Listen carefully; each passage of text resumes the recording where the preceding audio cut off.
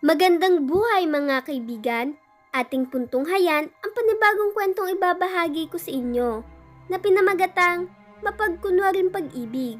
Pero kung bago ka pa lamang sa aking YouTube channel, ay pakilike po ng ating video. Pakiclick din ng subscribe button, ganun din ang bell icon para lagi kayong updated sa mga parating ko pang uploads.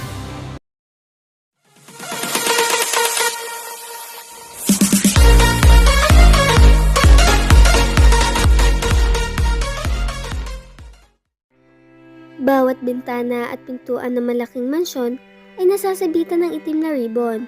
Nakikiloksa sa pagkamatay ni Mark de los Reyes, ang kilalang milyonaryo at may-ari ng sikat na bank na nagkalat ng mga branch sa iba't ibang parte ng Pilipinas. Biglaan ng pagkamatay ng milyonaryo, nakatutungtong pa lamang sa edad na 40. Naging laman ng lahat ng pahayagan, radyo at telebisyon ang kamatayan nito dahil uminom-umano ng sleeping pills ng lalaki at ang tanging dahilan na inilagay nito sa suicide note ay pagod na ito at nais na mamahinga. Marami ang nagtaka sa kung ano maaaring magtulak sa isang tulad ni Mark de los Reyes para magpatiwakal gayong nasa kanya na lahat na maaaring hangarin ng sinumang tao. Yaman, katalinuhan, popularidad at isang butihing may bahay. Ngunit ang pagkakaroon nito ng isang butihing asawa ay kwine-question ng ilan. 2 taon na nakakaraan nang guluhin ni Mark de los Reyes ang buong elite class ng kinabibilangan niya nang ang pakasalan niya ay si Lorraine Chavez, isang empleyado lamang niya, manager ng isa sa mga branch ng bangko niya. 23 anyos lamang noon ang babae at pagiging manager nito ay kwine-questionan ng mga datihing empleyado. Ngunit ni isa sa mga yon ay di nakaimik na maging Mrs. de los Reyes ito at Vice President ng bangko. Para sa marami, isang gold digger si Lorraine. Ginagamit nito ang ganda at talino para makaahon sa kahirapan. At malamang ay ang babae din ang siya nagtulak para magpakamatay si Mark de los Reyes. Pero nananatiling walang pruweba doon ang mga otoridad. Maayos na naipalibing ang bangkay ni Mark de los Reyes. Ang hinihintay ngayon ay ang pagbabasa ng huling testamento ng lalaki. Lahat halos ng mga katulong sa mansyon ay umaasam na maaambunan ng mana. Mabait na amo si Mark. Hindi ito mapagmataas at minsan man ay di tinalikuran ang sino mang nangangailangan ng tulong. Tungkol naman sa asawa nitong si Lorraine, walang masasabing masama o mabuti ang mga katulong. Bibihira kasing manatili sa bahay ang babae. Lagi itong abala sa trabaho. Madalas ay naglilibot sa buong Pilipinas para alamin ang kalagayan ng mga branch ng kanilang bangko. Sanhi ng pagkamatay ni Mark ay kinailangan manatili ni Lorraine sa mansyon para asikasuhin ang buron at pagpapalibing sa asawa. Pero di sapat ang panahong iyon para makapagbigay ng kuro-kuro ang mga nasa mansyon sa tunay na pag-uugali ng kanilang babaeng amo. Kung tutuusin ay bakit nila yun pag-aaksayahan ng panahon kayong mas interesadong pag-usapan ang maaari nilang matanggap na mana mula sa milyonaryo. Anong binabalak mo gawin sa mamanahin mo, Fatima? Depende iyon sa laki ng halaga makukuha ko. Kung sapat iyon para makabili kami ni Michael ng lupain sa probinsya, uuwi na ako sa amin at doon naman ninirahan. Kung maliit lang, di tulad ng dati, ilalagay sa bangko. Eh ikaw? Bibili ako ng magagandang damit na magagamit ko sa pagpunta sa mga party para makakuha ko na mayamang mapapangasawa. Sabi ni Belinda sabay tawa na malakas. Natawa na rin si Fatima. Batid kasi niyang nagbibiro lamang ang kaibigan. Sa isang tulad ni Belinda na lagpas 50 na ang edad, masyado nang imposible ang pangarap na ito. Hindi, ang totoo, oras na malaman kong inambunan ako ni Senyorito Mark na mana, ilalagay ko iyon sa bangko na magamit ng aking mga apo sa pangkolehiyo. Bawi ni Belinda. Bahagya na lang naintindihan ni Fatima ang sinasabi ng kaibigan na makuha ang atensyon niya nang dumadating na pulang Ferrari. Sa loob ng 2 linggong pananatili sa mansyon ni Senyorita Lorraine nila ay 2 beses na niyang nakita ang kotseng iyon. Una ay namamatay si Senyorito Mark at ang ikalawa ay nang ililibing na ito. At hanggang ngayon ay naiintriga pa rin siya sa may-ari ng kotse. Nabatid niya na kaibigan ito ni Senyorita Lorraine. Pero kung paano nangyari iyon ay di niya maipaliwanag. Ibang-iba kasi ang personalidad nito sa among babae niya na sa unang tingin pa lang ay agad na masasabing respectable at isang career woman of 90s, gaya ba nung mga babaeng madalas niyang makita sa mamahaling magazine na nagkalat sa mansyon. Nelly? Pero babae? Sinundan ni Belinda ang tinitingnan ng kaibigan. Wala sa sariling napaantanda ito. Bakit ba parang nakakita ka ng mundo, Belinda? Nagtatakang tanong ni Fatima. Napahalukip-kip din ang babae na tila giniginaw. Huwag mong sabihin hindi ka ninenervyos sa babaeng iyan. Ninenervyos? Tiningnang mabuti ni Fatima ang babaeng bumaba ng kotse. Mahaba ang buhok nito na umaabot hanggang bewang. Diretsyong-diretso at itim na itim. Sa kabuuan, masasabing maganda ang babae. Attractive at makakapagbalingon ng ilang ulo ng kalalakihan, lalo na di nito kinahihiyang ipakita ang malakokakaulang katawan. Bakit naman ako nenervyusin kay Ma'am Nelly? Ilang beses ko na siya nakausap at maganda naman ang trato niya sa akin. Napailing si Belinda. Nasasabi mo lamang iyan dahil di mo siya nakitang magalit. Day off ma kasi noong dumating dito si Sir Neil kasama ang barkada niya. Kasalukuyang nakaburol doon si Senyorito Mark. Umuwi sandali dito si Senyorita Lorraine para magpalit ng damit. Ano bang nangyari noon? Medyo malabo pa ang lahat sa akin eh. Basta't ang alam ko ay galit na galit yung kapatid ni Senyorito Mark kay Senyorita nung umalis. Pinaratangan kasi ni Sir Neil na pinatay ni Senyorita Lorraine ang Kuya Mark niya. Siyempre pa, di iyon pinansin ni Senyorita Lorraine. Nagalit si Sir Neil, hinatak si Senyorita Lorraine at pilit hinagkan. Ano? Tulirat ni Fatima. Batid niyang may pagkabastos ang nag-iisang kapatid na iyon na namatay nilang amo. Pero di niya akalaing magagawa nito ang ganoong bagay. Sabi pa nga ni Sir Neil, dapat na magsimula na maging mabait sa kanya si Senyorita Lorraine kung ayaw nitong magulo ang buhay. Nanlaban ba si Senyorita Lorraine? Di na kailangan. Kasama kasi niya si Ma'am Nelly. Ha? Ano naman ang kinalaman noon? Pareho silang babae at ayon sa inyo ay may mga kasama pa si Sir Neil. Ganyan nga din ang akala ko. At talagang patatawag na ako ng security guards, ngunit nagulat ako sa ginawa ni Ma'am Nelly. Akalain mo ba namang baliin niya ang kamay ni Sir Neil na nakahawak kay Senyorita Lorraine at ibalibang ito sa semento? Nang magtangkang tumulong ang ibang kasama ni Sir Neil, ay nabasag lang ang mga mukha ng mga ito at ilang buto sa tagiliran. Daig pa niya si Cynthia Luster kung lumaban at walang patawad. Simbangis ng leon. Simula noon, ninenervyos na ako tuwing lumalapit sa kanya. Mahirap na. Hindi pa halos makapaniwala si Fatima sa kwento ni Belinda ng isa na namang kotse na sulyapan niya. Kulay puti ito na Honda. Umibis sa kotseng ito ang babaeng kasama sa listahan sa isa sa pinakamagagandang babae sa buong mundo. Tinanghal itong binibining Pilipinas. 5 taon na nakaraan ay naging first runner-up sa Miss Universe Beauty Pageant. Pero di lamang kilala si Elvira Tan sa taglay nitong kagandahan, kundi maging sa pagiging isang magaling na aktres. Pruweba ang pagkakaroon nito ng 4 na Best Awards na mula sa iba't ibang awarding bodies. Kapwa na tahimik ang 2 babae habang pinanonood nila ang paglalakad ni Elvira Tan palapit kay Nelly na nakangiti naghihintay dito. Nag-appear ang 2 babae at magkasabay na pumasok sa pintuan ng mansyon. Hanggang ngayon talaga ay di ko malubos maisip kung paano naging magkakaibigan ng 3 iyon. Bulaslas ni Fatima. Kung ako ang tatanungin mo, mas palagi ang loob ko kay Elvira kaysa dyan kay Nelly. Hays, kaya mo lang naman nasasabi iyan dahil matagal ka ng #1 fan ni Elvira. Wala pa siyang pelikula na pinalagpas mo. Quarter to 10 ay tapos nang maligo at magbihis si Lorraine. Isang simpleng blouse na itim at pantalong dark blue ang pinili niyang isuot. Sawang-sawa na siya sa pagsusuot ng itim, kaya't ibinaba naman niya ang kulay ng kanyang pantalon. Pagkatapos ng will reading bukas ay itatabi na niya ang mga itim na damit niya sa closet.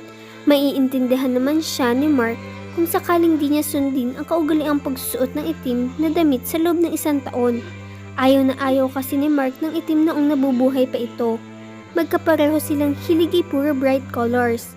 Tiningnang maigi ni Lorraine ang sarili sa harap ng salamin. Ilang beses na niyang naririnig ang mahihinang bulong-bulungan na para bang di man lang niya iniyakan ang kamatayan ng asawa. Lingid sa kalaman ng lahat, matagal na niyang iniyakan ang naging kapalaran ng asawa.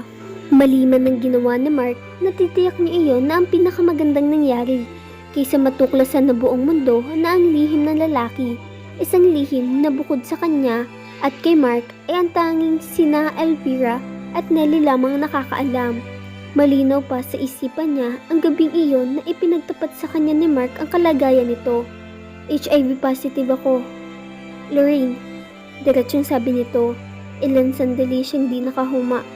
Mali man ang ginawa ni Mark, natitiyak niya iyon na ang pinakamagandang nangyari kaysa matuklasan ng buong mundo ang lihim na lalaki, isang lihim na bukod sa kanya at kay Mark ay tanging sina Elvira at Nelly lamang ang nakakaalam. Malinaw pa sa isipan niya ang gabing iyon na ipinagtapat sa kanya ni Mark ang kalagayan nito. HIV positive ako, Lorraine, diretsyong sabi nito. Ilang sandali siyang di nakahuma. Darating ang panahon, magiging full-blown AIDS ito. Lumapit siya sa lalaki. Ipinatong ang isang palad sa kamay nitong nakadantay sa tuhod. Sigurado ka bang talaga sa sakit mo? 2 doktor na sa California ang nabigay sa akin ng test, Lorraine. Huminga ito ng malalim. Namasa ang mga mata. I will soon be leaving this world.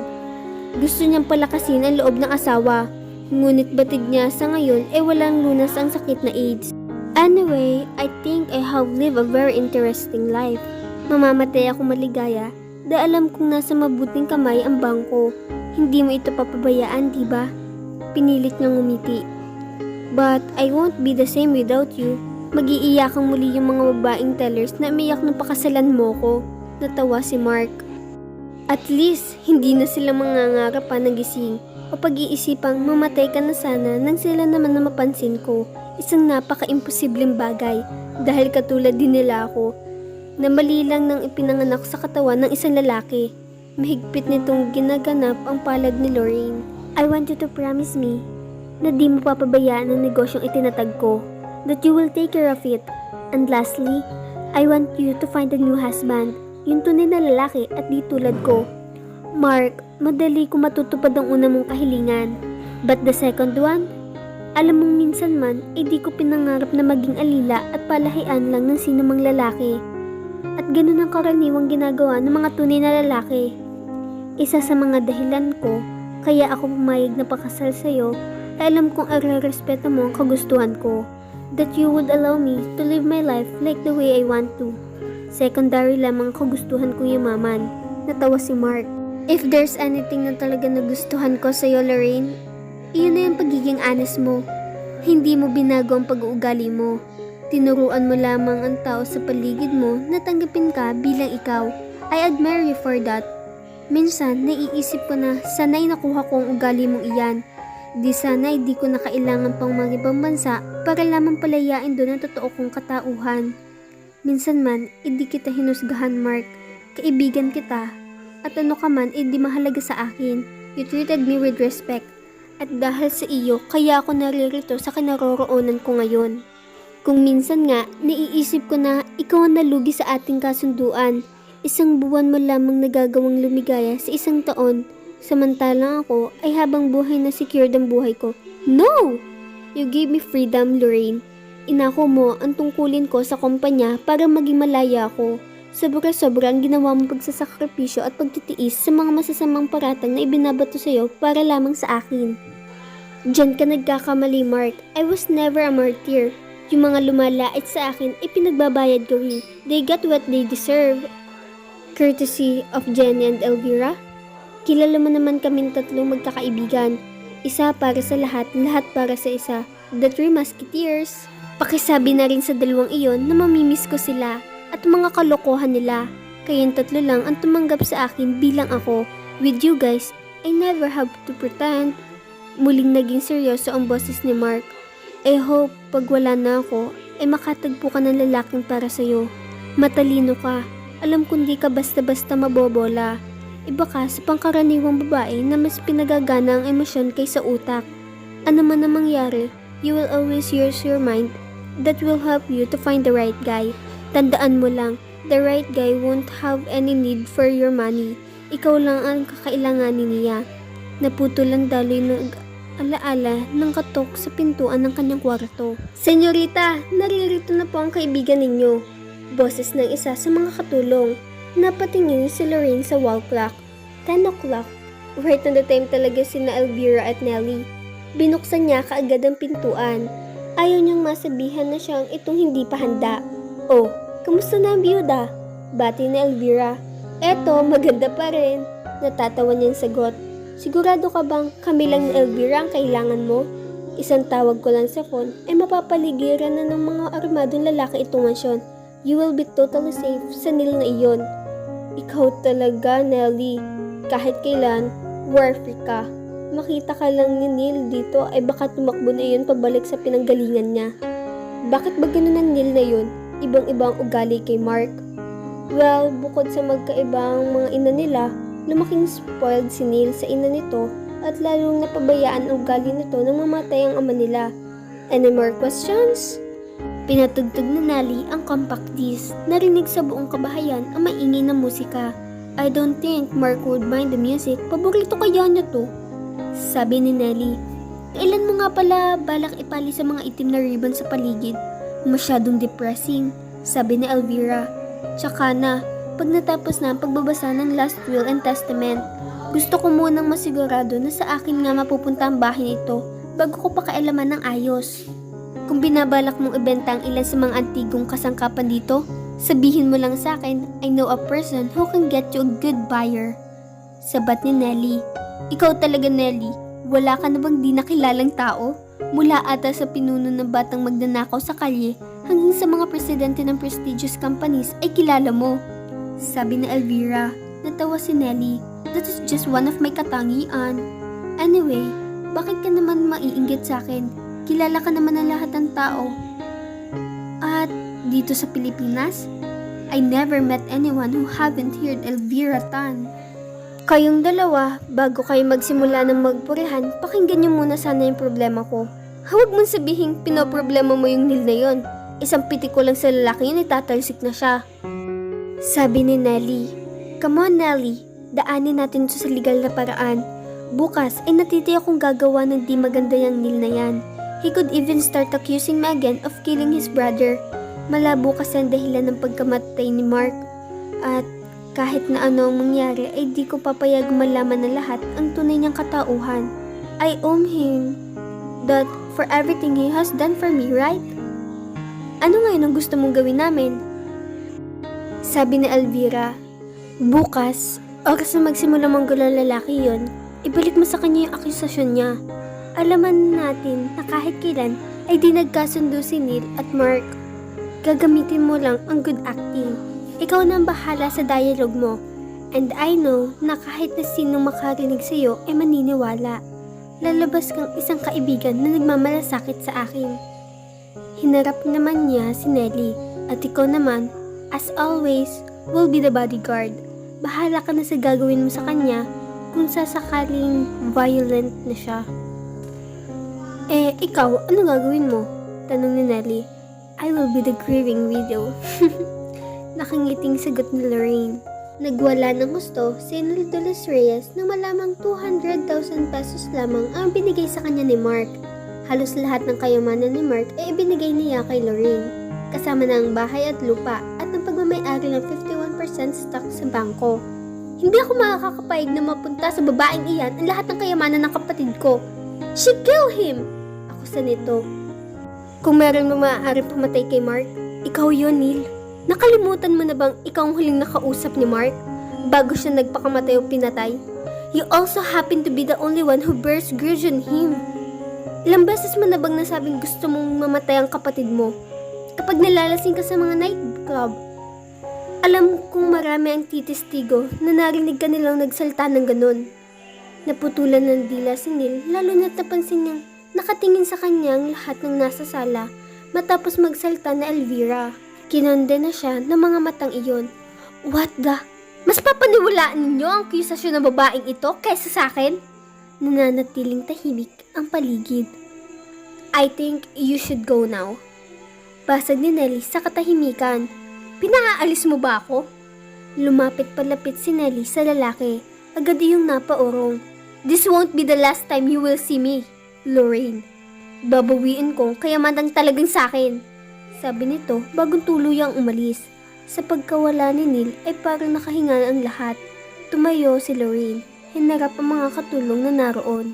Alam kong ang natanggap ninyong pera galing kay Mark ay makakasapat para maging puhunan ninyo sa pagtatayo ng maliit na negosyo. Hindi na ninyo kailangan pang maging mga katulong.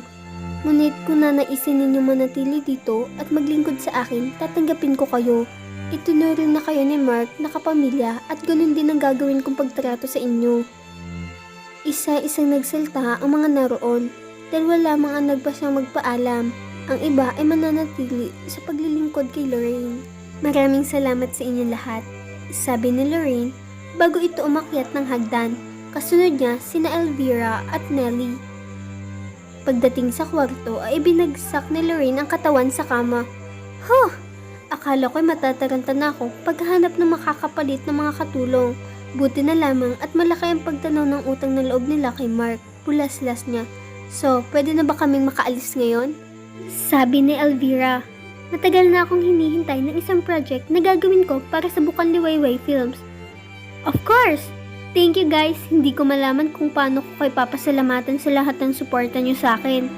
Sus! Nagdrama ka pa. Pabayaan mo na dyan sa Elvira. Nakangiting sabi ni Nellie.